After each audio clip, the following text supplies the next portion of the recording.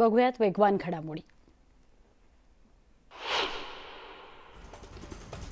राज्याचे अल्पसंख्याक मंत्री नवाब मलिक यांना 3 मार्चपर्यंत ईडी कोठडी सुनावण्यात आली आहे। दुपारी 2:45 नवाब मलिक यांना अटक करण्यात आली।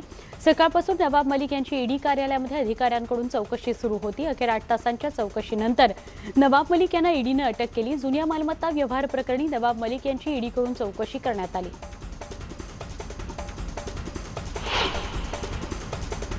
दरम्यान रात्री नवाब मलिकांनी ट्वीट केलं, कुछ ही देर की खामोशी फिर शोर आएगा, तुम्हारा तो सिर्फ वक्त है, हमारा दौर आएगा, अशा आशयाचं ट्वीट नवाब मलिक यांनी केलं। अल्पसंख्याक मंत्री नवाब मलिक यांना ईडीकडून अटक करण्यात आली। त्यामुळे वैद्यकीय तपासणीसाठी त्यांना नेत असताना मलिक यांनी लढेंगे और जीतेंगे अशी प्रतिक्रिया दिली।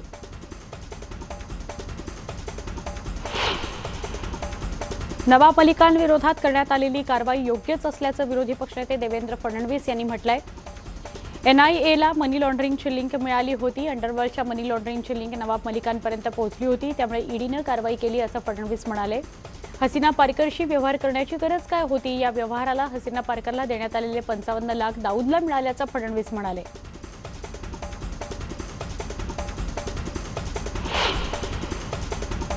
दुसरीकडे सिल्वर ओकवर राष्ट्रवादी काँग्रेसच्या मंत्र्यांची बैठक झाली। त्या बैठकीमध्ये नवाब मलिकांचा राजीनामा घ्यायचा नाही असा निर्णय झाला। ईडीच्या कारवाईनंतर निर्माण झालेल्या राजकीय परिस्थितीचा सामना करण्याकरता वर्षावर रणनीती ठरवली गेली। महाविकास आघाडीचे वरिष्ठ नेते या बैठकीला उपस्थित होते।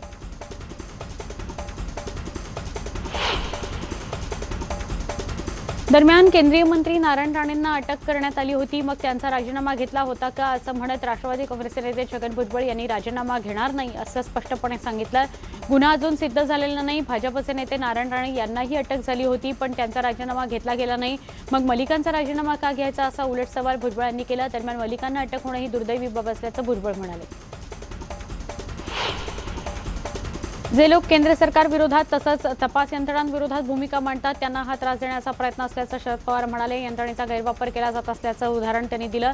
आम्हाला खात्री होती की आज ना उद्या हे घडेल अशी प्रतिक्रिया शरद पवारांनी दिली। काही झालं तरी दाऊदचं नाव घेतलं जातं। मी राज्याचा मुख्यमंत्री असतानाही असा आरोप झाला होता। पुन्हा तशीच नावं घेऊन सत्तेचा गैरवापर करण्यात आल्याचं राष्ट्रवादी काँग्रेसचे सर्वेसर्वा शरद पवार म्हणाले। महाविकास आघाडीशी समोरासमोर लढता येत नसल्यानं पाठीमागून अफजल खानी वार सुरू आहेत। चालू द्या, एक मंत्री कपट करून आत टाकला, आनंदाचे भरते आले असेल तर येऊ द्या, नवाब मलिक यांचा राजीनामा घेऊ नये, लढत राहू, जिंकू असं ट्विट संजय राऊतांनी केलंय। कंस आणि रावण सुद्धा मारले गेले होते, हेच हिंदुत्व असल्याचं राऊत म्हणाले।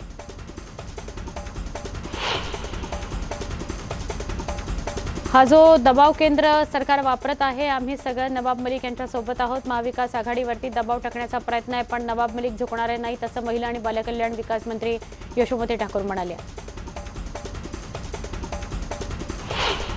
हे सोडाचं राजकारण सुरू आहे। आरएसएसने त्यांना हेच शिकवलं आहे असं काँग्रेसचे नेते हुसेन दलवाई यांनी म्हटलं आहे।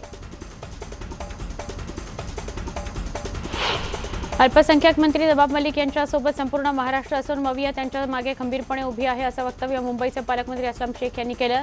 महाविकास आघाडी बदल्याचं राजकारण करत नाही, पण भाजप सत्तेवर आलेल्या दिवसांपासून धर्मात जातीपातीचं राजकारण करते असा आरोप असलम शेख यांनी भाजपवर केला। ईडीमार्फत राज्याचे मंत्री नवाब मलिक यांच्यावर करण्यात आलेल्या कारवाई ही नियमबाह्य असून मोदी सरकार केंद्रीय तपास यंत्रणांमार्फत विरोधकांना घाबरवून धमकावत महाराष्ट्र सरकार अस्थिर करण्याचा आणि राज्याला बदनाम करण्याचा कट रस्ता आहे असा आरोप काँग्रेसचे माजी मंत्री नसीम खान यांनी केला। नवाब भाई जे सत्य आहे तेच बोलत आहेत, त्यांचा आवाज दाबण्याचा प्रयत्न केला जातोय असं राष्ट्रवादी काँग्रेसच्या खासदार सुप्रिया सुळेंनी प्रतिक्रिया दिली। नवाब भाईंना आधी काही नोटीस आली नव्हती, मला काही चिंता वाटत नाहीये, आपल्या नोटिसा आलेल्या आहेत। विरोधात असलं की असल्या नोटिसा येतातच आणि सत्तेवर गेल्यावर त्या नोटिसा विरघळून जातात। नवाब भाई सत्य काय ते सांगतील, भाजप ईडी चालवत असेल असंही सुप्रिया सुळे म्हणाले। यूपी निवडणूक डोळ्यासमोर ठेवून मतदारांवर दबाव टाकण्याच्या हेतून नवाब मलिकांची ईडी चौकशी केल्याचा आरोप राष्ट्रवादी काँग्रेसचे आमदार रोहित पवार यांनी केला। केंद्रीय तपास यंत्रणांच्या माध्यमातून विरोधकांचा आवाज दाबण्याचा भाजपचा प्रयत्न सुरू आहे असाही आरोप त्यांनी केला। नवाब मलिक हे सत्य बोलतायत, भाजप विरोधात आवाज उठवतायत, त्यामुळे ईडीकडून त्यांच्यावर कारवाई होत आहे अशी प्रतिक्रिया संजय राऊतांनी दिली. आम्ही घाबरणार नाही, लढाई सुरूच ठेवू, परंतु केंद्रीय तपास यंत्रणांनी 2024 नंतर परिणामांना सामोरं जाण्यास तयार राहावं असा इशारा संजय राऊतांनी दिला. नवाब मलिक यांच्यावर करण्यात आलेल्या कारवाईच्या पार्श्वभूमीवर संजय राऊतांनी हे वक्तव्य केलं. भाजपच्या लोकांना काही धंदा उरलेला नाही, शासकीय यंत्रणांचा सर्रासपणे गैरवापर करत असल्याचा आरोप आमदार अमोल मिटकरी यांनी केला. सर्व मराठी नेते भाजपने संपवले, आता ओबीसी नेत्यांवर मुस्लिम नेत्यांनाही टार्गेट केलं जात असल्याचा आरोप मिटकरी यांनी केला. तपास यंत्रणांच्या माध्यमातून घाणेरडं राजकारण सुरू आहे, राजकारणाची पातळी घसरते, हे कुठेतरी थांबलं पाहिजे अशी प्रतिक्रिया सार्वजनिक बांधकाम मंत्री अशोक चव्हाणांनी दिली. नवाब मलिक यांची कारस्थान आता हळूहळू जनतेसमोर येत आहेत. मी राज्यपालांना विनंती केली आहे की अशी व्यक्ती महाराष्ट्राच्या मंत्रिमंडळात राहू शकते का, याबाबत जरा तपास करावा असं वक्तव्य भाजप नेते किरीट सोमय्या यांनी केलं. तसंच शरद पवार आणि उद्धव ठाकरे हे या माफियाखोरांना मदतच करत असतात असा आरोपही किरीट सोमय्या यांनी केला. जे लोकांचे फुकट पैसे खातात ते ईडीच्या रडारवर येतात असं स्पष्ट मत भाजप खासदार सुनील मेंढे यांनी व्यक्त केलं. जे लोक आयुष्यात गोंधळ घालतात, लोकांचे फुकट पैसे खातात, ज्यांनी लोकांना फसवलेले ते ईडीच्या रडारवर येत असतात. अनिल देशमुख 100 कोटी वसुलीसाठी ईडीमध्ये अडकले आहेत, तर नवाब मलिक यांचे आतंकवाद्यांशी संबंध निघाले आहेत. तुम्ही जर असंवैधानिक कार्य कराल तर ईडी तुमच्या मागे लागणारच असं वक्तव्य भंडारा गोंदिया लोकसभा क्षेत्राचे भाजप खासदार सुनील मेंढे यांनी केले. विरोधी पक्षनेते प्रवीण दरेकर यांनी नवाब मलिक यांच्यावर प्रतिक्रिया दिली. काही दोष असेल तर देशातला मोठा नेता जरी असला तरी कारवाई होते, ईडी सुडभावनेनं कोणतीही कारवाई करत नाही असं दरेकर म्हणाले.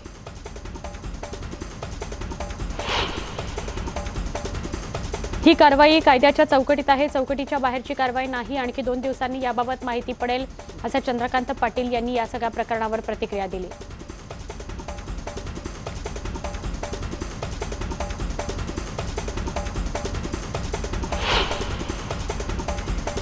नितेश राणे यांनी शिवसेना नेते संजय राऊत यांच्यावर निशाणा साधलाय. संजय राऊत सत्तेच्या लालसेपोटी नवाब मलिक यांची बाजू घेत आहेत. मात्र 1993 मध्ये जे बॉम्ब ब्लास्ट झाले त्यात शेकडो निष्पाप लोकांचे जीव गेले. त्यातील आरोपींबरोबर आर्थिक व्यवहार असलेल्या नवाब मलिक यांची बाजू घेऊन तुम्ही देशद्रोह करत आहात, त्यामुळे यापुढे आमची मुंबई म्हणू नका असं म्हणत नितेश राणेंनी राऊतांवर निशाणा साधला.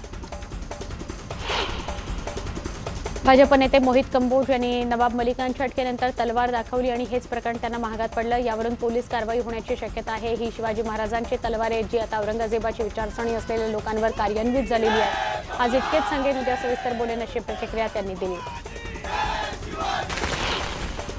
तुम्ही एका केंद्रीय मंत्र्याला जेवण करता करता अटक करता आणि कोणत्या तोंडाने बोलू शकता की आकसाने कारवाई झाली आहे म्हणून, असा सवाल करत शिवसंग्राम संघटनेचे अध्यक्ष आमदार विनायक मेटे यांनी महाविकास आघाडी सरकारवर नवाब मलिक यांच्या अटकेवरून टीकास्त्र सोडलं आहे. ते आज रत्नागिरीत पत्रकार परिषदेत बोलत होते. नवाब मलिक यांच्यावर ईडीने कारवाई केल्यानंतर भाजप नेते डॉक्टर अनिल बोंडे यांनी कारवाईचं समर्थन करत नवाब यांचा कबाब झाला अशी प्रतिक्रिया दिली आहे. त्यांचे गुन्हेगारी जगताशी संबंध असल्याची शंका व्यक्त करत बोंडे यांनी त्यांना शरद पवारांचं संरक्षण असल्याचं बोलून दाखवलं. सत्य असेल तर ते सिद्ध होईल, अन्यथा अनिल देशमुख यांच्या बाजूला नवाब मलिक असतील असा घणाघात त्यांनी केला. केंद्र सरकार राज्य सरकारला अस्थिर करण्याचा प्रयत्न ईडी मार्फत करत आहे. मात्र आमच्यामध्ये एकी असून आम्ही सगळे एकत्र आहोत, त्यामुळे आम्हाला तोडणं सोपं नाही अशी प्रतिक्रिया यशोमती ठाकूर यांनी दिली.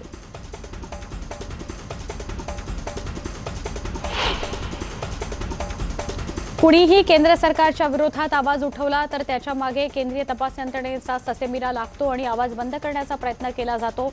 यात राजकीय हेतू जरी असला तरी संविधानाचा आणि लोकशाहीचा गळा घोटला जातो असं मत गृहनिर्माण मंत्री जितेंद्र आव्हाड यांनी व्यक्त केलं. केंद्रीय तपास यंत्रणांवर निशाणा साधला.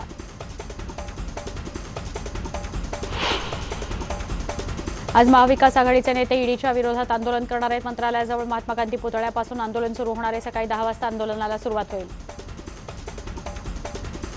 राष्ट्रवादी काँग्रेसचे नेते छगन भुजबळ गुरुवारी मंत्रालयाजवळच्या महात्मा गांधी पुतळ्याजवळ धरणं आंदोलन करणार आहेत. नवाब मलिकांवर केलेल्या कारवाईचा निषेध केला जाणार आहे. त्यांच्यासोबत महाविकास आघाडी पक्षाचे नेते आंदोलनाला बसणार आहेत.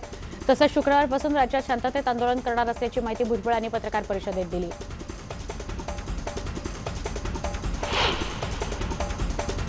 स्पीड न्यूज मध्ये छोटासा ब्रेक, लगेच भेटू. पहा फक्त न्यूज 18 लोकमत.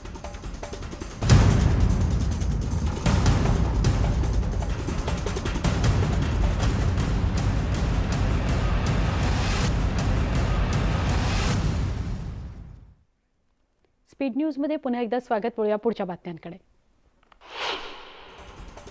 जळगाव जिल्ह्यातील एरंडोल तालुक्यातील पिंपळकोठा इथं भरधाव वेगानं जाणाऱ्या कारनं उभ्या ट्रकला मागून जोरदार धडक दिली. कारमधील 4 जण जागीच ठार झाले तर 1 जण गंभीर जखमी झाल्याची माहिती संध्याकाळी 7:30 वाजण्याच्या सुमारास समोर आली. दारवा मार्गावर असलेल्या लाडखेड जवळ एक कार झाडावर आदळल्यानं अपघात झाला. या अपघातात दोघांचा जागीच मृत्यू झाला तर दोघे गंभीर जखमी आहेत. हे चौघे जण दारवावरून यवतमाळकडे येत होते. दरम्यान चालकाचं नियंत्रण सुटल्याने इंडिगो गाडी झाडावर आदळली. नागरिकांनी जखमींना तात्काळ यवतमाळ रुग्णालयात उपचारार्थ दाखल केलं. भोपाळ इथून पुणे विद्यापीठाची कागदपत्रे घेऊन जाणाऱ्या टेम्पोला आग लागल्यानं कागदपत्रांसोबत असलेले 12वीच्या होणाऱ्या परीक्षेचे पेपरही जळून खाक झाले आहेत. संगमनेर तालुक्यामध्ये पुणे नाशिक महामार्गावर चंदनापुरी गावानजीक ही घटना घडली आहे. यामुळे 4 मार्च रोजी होणाऱ्या परीक्षेवर कोणताही परिणाम होणार नसल्याचं पुणे विद्यापीठानं स्पष्ट केलं. जहांगीर शेतशिवारातील धैर्यशील जोशी यांच्या शेतातील घराला आग लागली. या आगीमध्ये घरातील सामान, मोटरसायकल, शेतीला लागणारी स्प्रिंकलर सेट, पाईपसह धान्य जळून खाक झालं. सुदैवानं घरात झोपलेले दोघे जण या आगीतून बचावले.